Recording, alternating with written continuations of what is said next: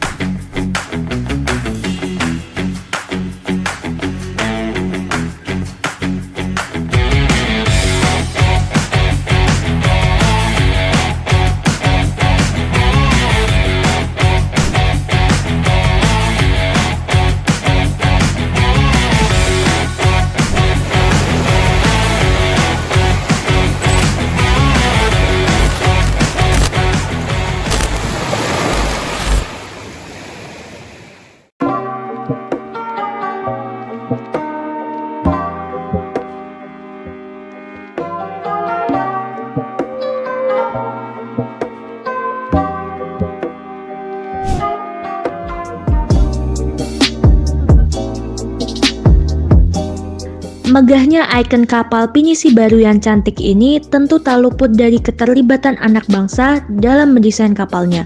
Kami berkesempatan untuk bertemu dan ngobrol secara langsung bersama dengan konsultan desain pembangunan ikon kapal ini.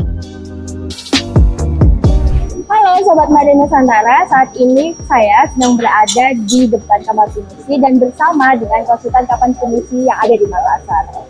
Selamat siang Pak. Selamat siang. Nah, ini dari Pak Aannya bisa perkenalan dulu nih.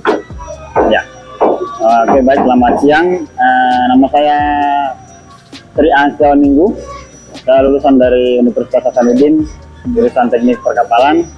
Kebetulan saya adalah perencana dari kapal pinisi ini. Ya. Oh, oke, baik Pak. Saat ini saya perkenalan dulu ya Pak ya. Saya perwakilan dari salah satu tim khusus yang ditugaskan sama Ceket untuk meliput dari kapal pinisi yang ada di sini. Oh ya. Nah, di sini saya izin untuk menanyakan beberapa pertanyaan yang akan diajuin ke Pak Aan. Boleh. Oke, yang pertama nih Pak Aan, kita mau tahu dulu nih gimana sih pengalamannya Pak Aan gitu pertama kali berkecimpung gitu di dunia industri perkapalan gitu. Ya, pertama saya lulus tahun 2013. Tahun 2013 saya lulus di jurusan Teknik Perkapalan. Kemudian setelah itu saya merantau ke Kalimantan, ke Samarinda. Di situ saya membuat kapal, di sana banyak kapal tangkut dan kapal tongkang untuk membuat angkut barang. Kemudian di tahun 2015 saya ke Batam.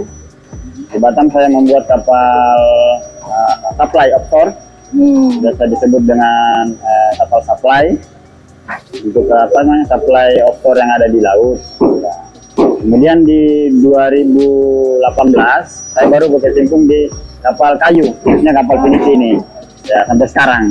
Oh, ada alasan khusus nggak Pak kenapa memilih kapal pinisi untuk fokus sampai sekarang? Ya, itulah tadi makanya kenapa saya berkesimpulan untuk fokus di kapal pinisi, karena kapal pinisi ini adalah warisan budaya. Kebetulan kita di Sulawesi Selatan sudah ditetapkan bahwa pinisi adalah budaya yang harus dipertahankan, dikembangkan kembali. Ya, jadi saya tertarik untuk istilahnya fokus ke kapal pinisi ini.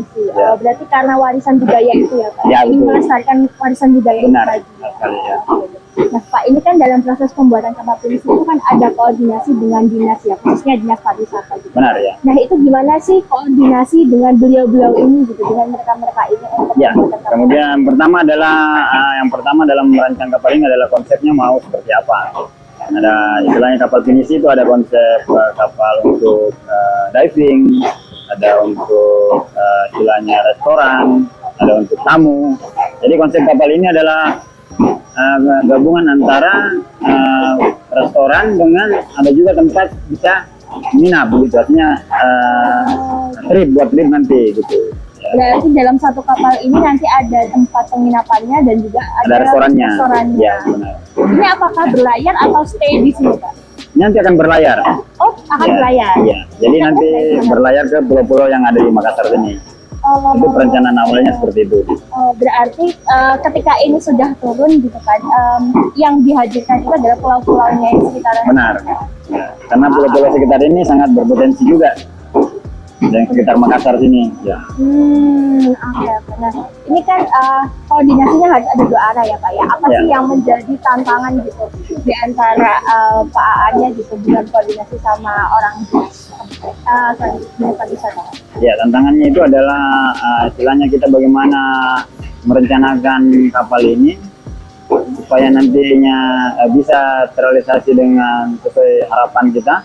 Kemudian untuk segi dari kenyamanan, keselamatan di laut, nah itulah yang harus diperhatikan utamanya. Ya. Berarti antara yang ada kondisi lapangan dengan yang sudah direncanakan sama pelaksananya. Ya benar.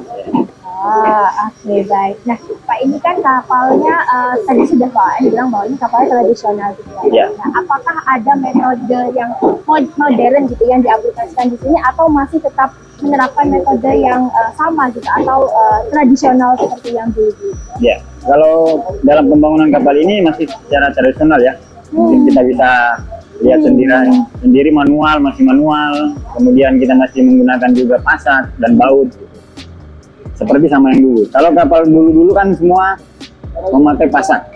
Ya. Kalau sekarang udah ada baut. Apa yang menyebabkan masih konsisten untuk menjaga ininya Pak, caranya itu?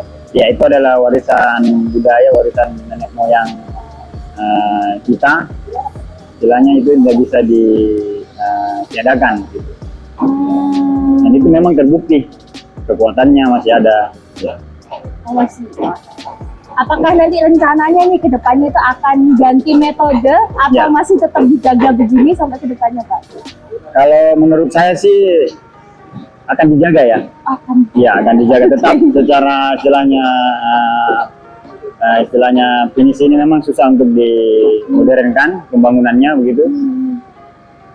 Karena kebanyakan dari tukang juga masih tukang yang tradisional. Ya. Beda dengan kalau kapal baja. Oh iya. Itu harus tekniknya mau lebih modern ya. Benar. Nah, ini tadi Pak An sudah bilang gitu bahwa berkecimpung di dunia kapal kayu ini gitu Ya. udah agak lama gitu. Ada nggak sih Pak pengalaman menarik gitu ketika membuat kapal pinisi?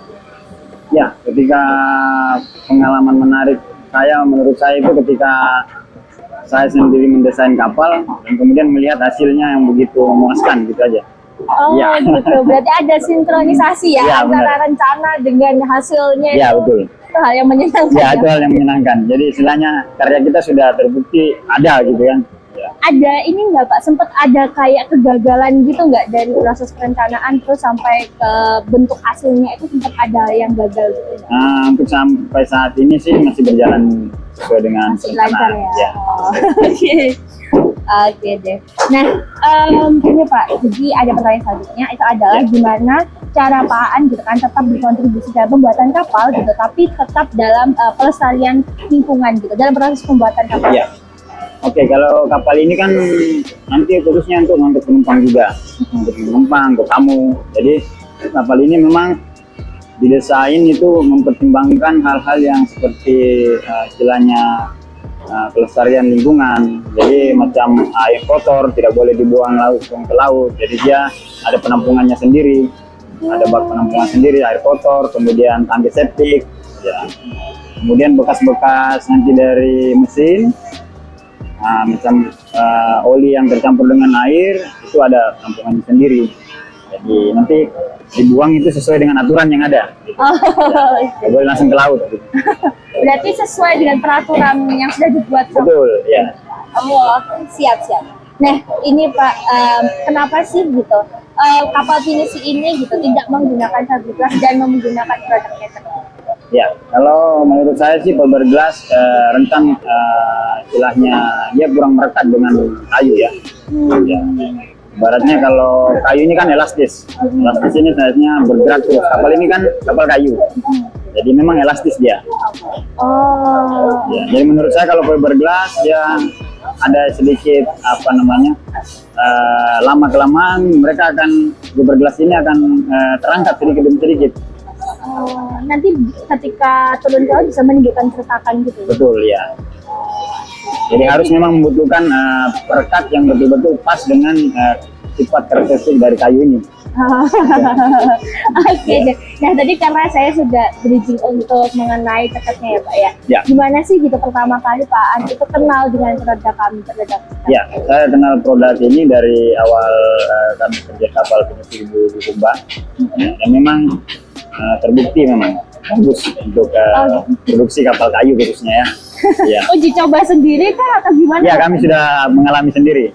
Oh gitu, berarti karena sudah mengalami sendiri akhirnya terus-terusan dipakai ya Pak ya? Ya, benar. Produk yang sekarang, oke deh. Nah untuk selanjutnya nih Pak, apa sih yang menjadi harapan bagi Pak Aan gitu terhadap masa depan industri kapal pinisi ini di Indonesia? Ya, harapan saya bahwa kapal pinisi ini sudah ditetapkan sebagai budaya dunia. Jadi marilah kita sama-sama melestarikannya, sama-sama mempertahankannya, supaya budaya ini tetap istilahnya bisa terus dinikmati oleh generasi-generasi berikutnya. Gitu aja. Yang terakhir nih Pak, Ya. gimana sih, apa sih yang menjadi saran Bapak gitu kan untuk generasi selanjutnya, generasi muda itu untuk Ya. ikut terlibat secara langsung dalam pembuatan kapal pinisi? Ya, kalau saran saya sebagai lulusan teknik perkapalan, kebanyakan kami adalah ketika begitu kami lulus, kami merantau ke luar Sulawesi, mencari galangan-galangan kapal besar, kapal baja. Ya, mungkin kedepannya adik-adik saya atau junior saya fokuslah kepada kapal pinisi ini juga, karena kapal pinisi ini juga ya bisa menjanjikan untuk masa depan gitu aja. Oke, Ya. oke Pak. Itu sekian dari Ya. kita. Terima kasih untuk Pak Aan atas waktunya Ya, dan sampai jumpa. sampai jumpa. Makasih Bapak. Sekian video keseruan kami di Sulawesi. Jangan lupa like, komen, subscribe, serta share ke teman-teman kalian ya, agar tidak ketinggalan video menarik kami berikutnya. Salam satu ombak.